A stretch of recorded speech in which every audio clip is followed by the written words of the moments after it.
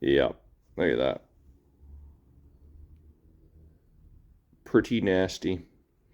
So I think that this guy here is probably responsible for all the troubles. I'm Mike Dimas, and this is Pinball Shenanigans.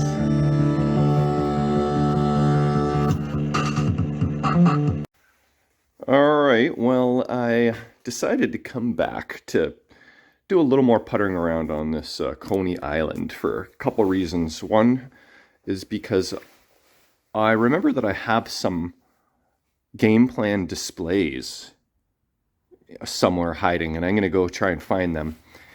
And I did test that soundboard that I had, and it worked perfectly fine. And I thought, since it's the only game plan machine I've ever really had other than the Star Trip cocktail, now might be the best time, and only time, potentially, to test out some of these displays that I've got. Because definitely be nice to know if they're working or not. So I thought, before I sell this machine, I'm going to use it as a guinea pig for testing. And I don't know, maybe I have other game plan boards too I could possibly test. So I thought if I'm going to do that, well, maybe I might as well change out a couple drop targets, like these stiff ones that are the wrong kind. Like I said, these Gottlieb ones they're thicker this way, so when they travel up and down, there's not as much, they get caught. And these guys, well, these guys are thinner this way and thinner this way on like their main body. And these guys are a little bit wider and thicker. So I figure I might as well change some drop targets. I brought some light bulbs. I can get these pop bumper lights working. Get a new ball for the machine. Maybe tweak the slingshots, although they're working okay, but could maybe use a little tweaking. And then I even brought end of stroke switches. So if I have any one of these that will do the trick, then I might as well change the end of stroke switch on the right at least. Maybe both, because I just think it is a little suspect. So I thought I'd come back to a little bit more tinkering and testing. Also because the weather's still holding up. I'm wearing my jacket today. It's a little chillier. And also because I don't have much left in the basement to do right now till I bring in a new project. So this is my fun for the day. So I'm gonna mess around with this a little bit more, and yeah, maybe we'll go on a couple more pony rides. All right, I'll be back. Okay, I found me some game plan displays and popped one in here. Hey, I think we're missing a digit. Oh no, maybe not. What does 80,010 represent? Oh, I guess if I was just, oh look, it says it's okay. I thought I would remember the high score date, right? Maybe it's just, that's the last game that was played. Anyway, what I'm gonna do is, let's see, how many button presses is it? 1, 2, 3, 4. I don't need to remember. What is the display test? 7, 8, 9, 10, 11. No. Okay, so after lamp test is display test. Okay, cool. So that display is good. Right on. So I will proceed to test the rest of them, and then I know I got me some good working spares. Excellent. Multitasking. 3 displays at one time, including the credit display. These things seem pretty robust. Every display I've tested so far is good, except for one credit display. Actually, it was a little bit flaky, but the capacitor looked like it might have been leaky or something. But yeah, these displays are pretty good. I like them. So I think that's about it for my display testing. Oh, I also should clean up the corrosion on that CPU a little bit. Nothing too extensive. I didn't bring vinegar, but at least get rid of the most offending crud. Yeah, I didn't really go too crazy on the CPU, but I just kind of went over the most offending crud. And I didn't really want to muck with it too much and break it while trying to tidy it up a bit. So I'm just going to leave that alone for now. And I moved on to lamp test. Actually, first of all, that's a pretty nasty ball. Replace it with a nice new shiny. Oh no! Oh, okay. So for whatever reason, when you put the ball into the out hole, it kicks out. Why? When I'm in lamp test. Who knows? But this ball is garbage. And I'm going to just replace any bulbs that are out. That is not a socket. That's a socket over there. Looks like we got one out up here, actually. I have no idea if the bulbs I brought are any good or not, but we'll find out. There we go. So I think that accounts for all the back box bulbs. All right, now I'm going to move on to the pop bumpers. It says 1001 lit, so they should light up. So I kind of twisted the bulb and it lit up. I think the problem is potentially just got to clean up this socket there. I don't know that I have my proper Dremel bit, but if I can at least, yeah, that'll work. Clean that up so it makes good contact. Maybe around the edges a bit. Maybe that's all that these pop bumpers need, so I'll do that next. Hey, look. Someone put on this Mylar after the fact because there's wear underneath. Okay, well, moving on. There we go. Pop bumper lights are now happy. I think I literally have got every bulb working. There might be one GI or two hiding on me, but I lost my N. That was working, so I'll go check on that and then kind of just doing all the easy stuff first. Maybe changing the end of stroke switch on this guy might be a pain to access. The screws, we'll find out, and then the drop targets. Hopefully that won't be too bad though. I gotta say, for the age of this machine, whatever sockets Gameplan used were not the same ones Bally used, because Bally's were crap. And these ones are like holding up very well. I mean, that one light that was out, I just twisted the socket a little bit and it's good now, but I mean, these held up well over time. But then again, it's not always about the sockets themselves, it's about the storage conditions. It's my last Harlem Globetrotters. It was stored well for its life, and I had trouble with very, very little of the sockets, if any, which was not the case for my $6 million man. But look at this. Normally closed, end of stroke switch. Screws are right there. And that looks like we got a pretty damn good match. So I think that will make that flipper so much more happy. So I'm going to, I mean, got to get a little flathead screwdriver in there. Might have to move some of this crap around, but not too bad all in all. So I'm going to do that next. Okay, here it is. new end of stroke switch all soldered up there. I think it's going to like that much better. So let's take a look at the old one here. Kind of dissect this and see what is going on here. Yeah, look how pitted that is. That is pretty much concave. What about the other side here?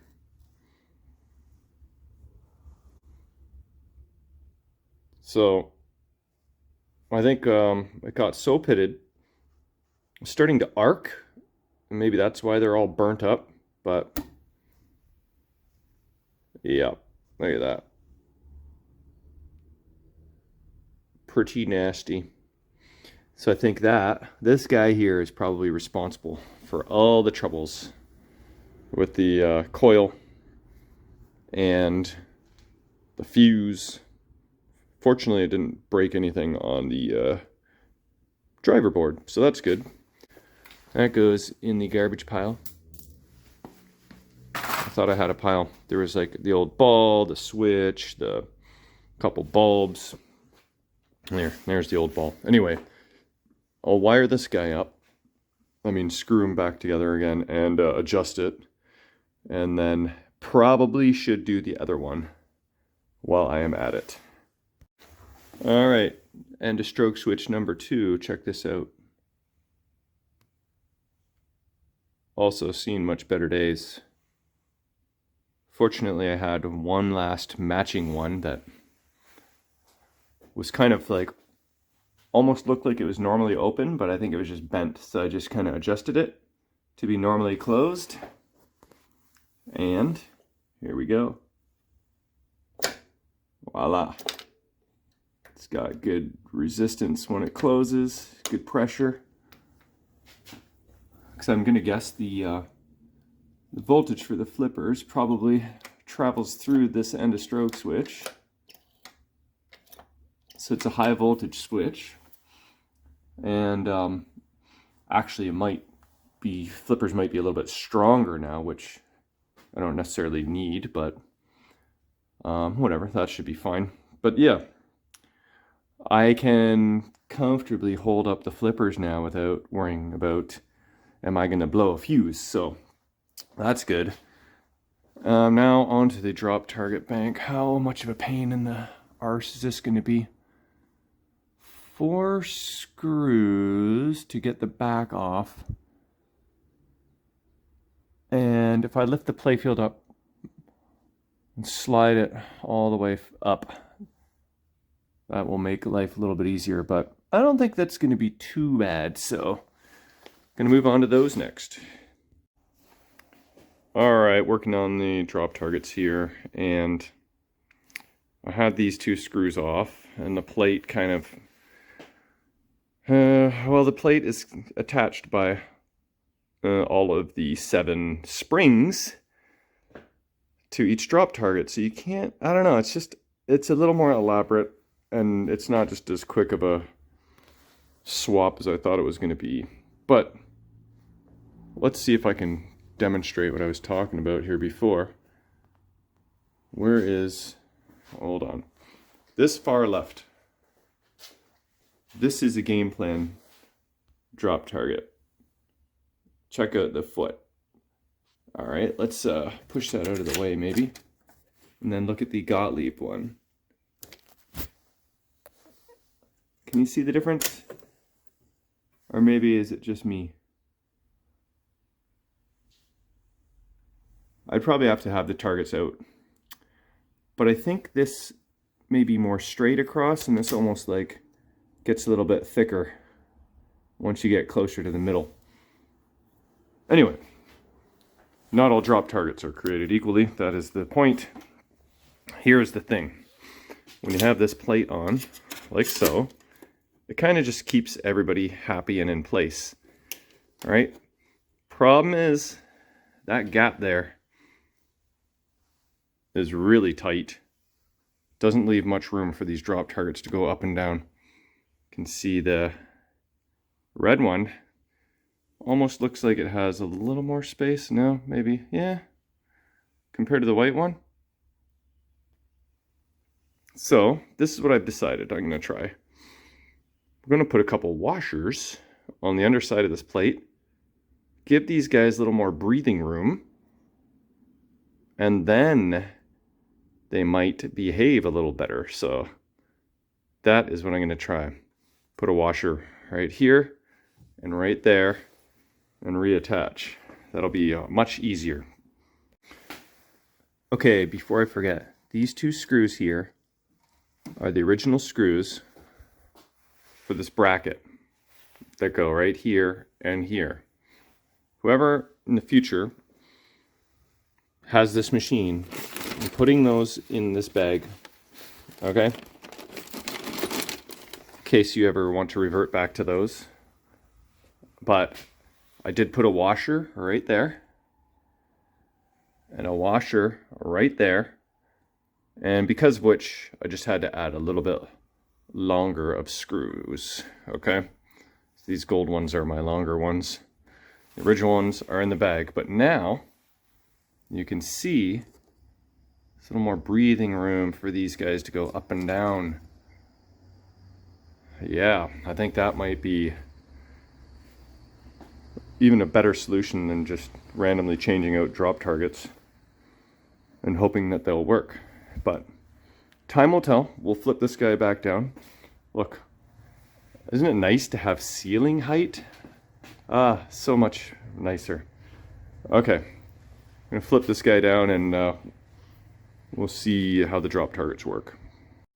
All right, before I put the playfield down, I just thought I would check the end of stroke switches with the game in gameplay mode. Let's see. Oh, look at that.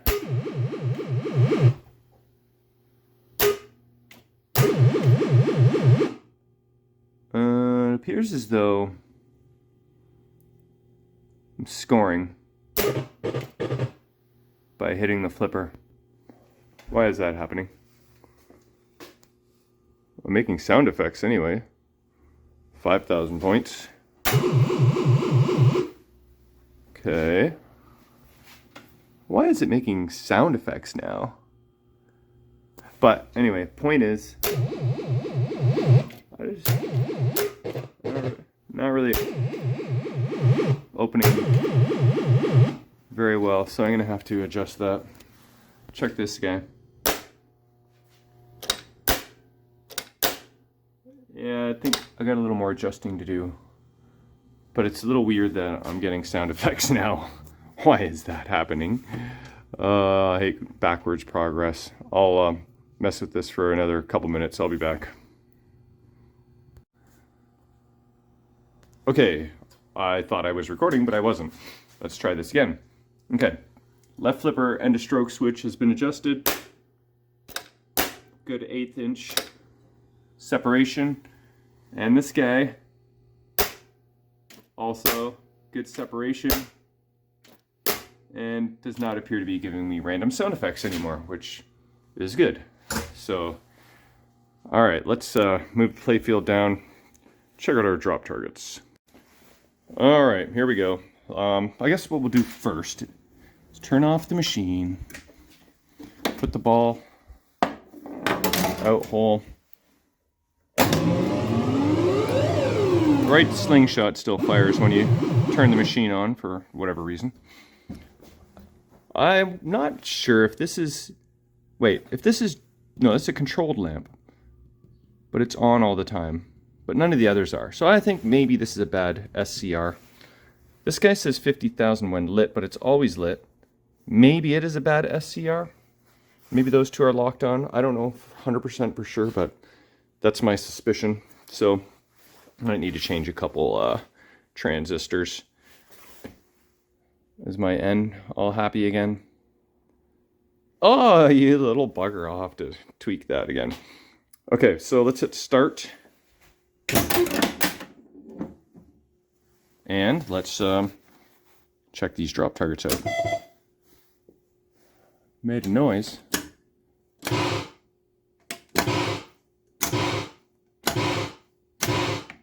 It appears as though I and S need to be adjusted. because they're not registering. Otherwise the lights would have went on and the target bank would have reset and checked my N. Okay, I'll be back. Okay, so there's something, I think wiring is just a little bit flaky. I haven't been able to figure out what it is, but I think I've got all my letters working now. And it starts to look like once you start completing island enough times, it starts flashing. Oh, it liked that. I don't know what that means. And, oh, my bulb again. Oh, no, look. Now that one's flashing.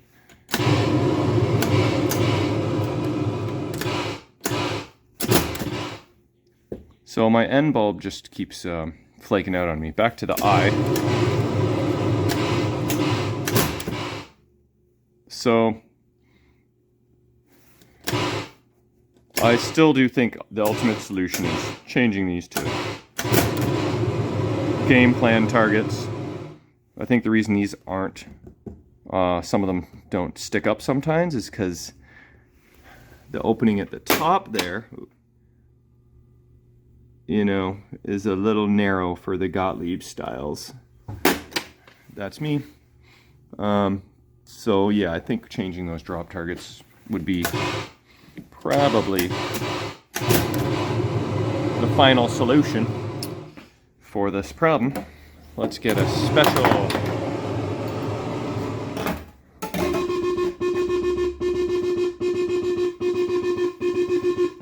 I've been cheating.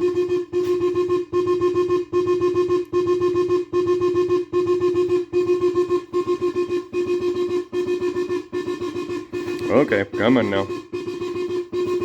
I did knock down a lot of drop targets. It liked that. There we go. Hey, look, they all reset this time. So, oh look, 25,000 when lit.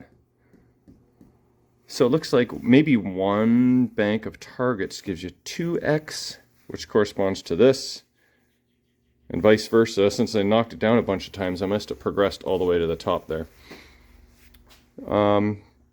Yeah, so I think my work here is done. I don't think I'm going to do much more tinkering on this, but it's definitely been fun. Little project to just mess with. First game plan. Oh, and did I mention that this has a very similar layout to Game Plan's Andromeda, which came out 6 years later in '85, but it had way better art, probably much better sounds. I forget what Andromeda sounds like, but it has pretty much this bank of targets, except this target is removed and there's an opening there for the ball to go through. It's got these two lanes, but this one is a dead end shot where you can lock your ball, I believe, and the spinner is there, and instead of a saucer, it's a stand-up target to start your multi-ball. You got the pop bumper here, but other than that, like it's like they use the Coney Island layout. It's got all this waterfall area or whatever you call it. It's very, very similar, except for the kind of upgrades with the playfield layout, because that's a pretty awesome game. Anyway, that is probably going to be the end of my little Coney Island pony riding action, but I will bust at another project sooner or later, and who knows what that shall be, but it's the end of this one. Thanks for watching.